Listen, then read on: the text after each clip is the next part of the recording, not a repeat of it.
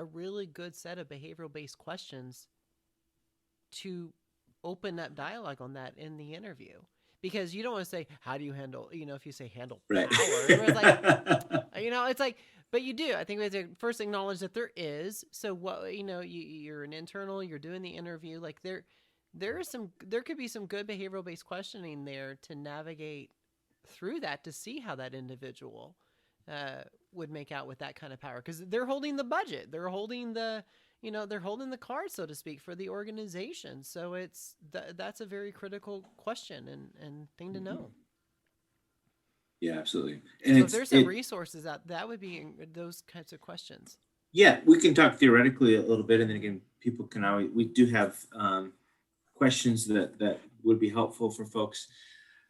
I think, though, it's one of the sort of constructs, if you will, or even competencies that you're going to be able to get best at and most thoroughly at with some assessment tools, because a lot of this stuff is not conscious, right? A lot of it is tapping into, their own self-concept that they're not going to be honest with you about anyway, no matter what you ask them.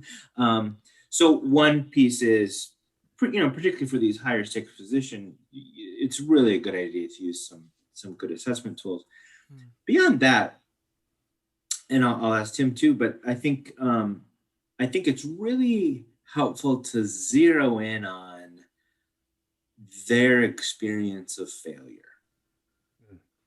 And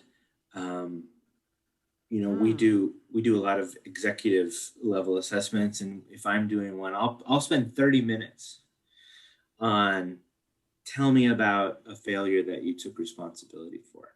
Right? And someone who's going to struggle is going to be really, really uncomfortable with that question, right?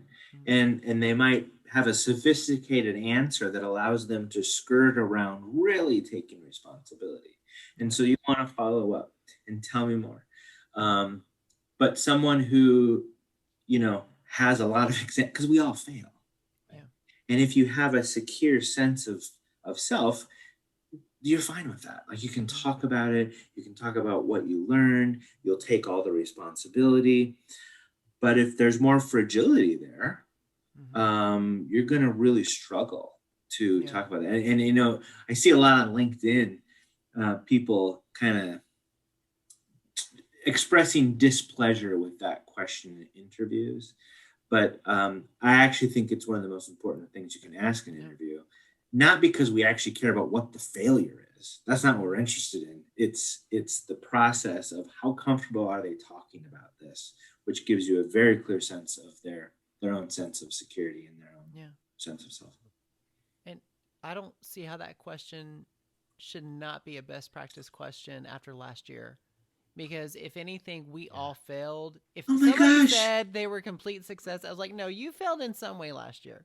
Yes. In some way, we failed in some way. Yes. And own it.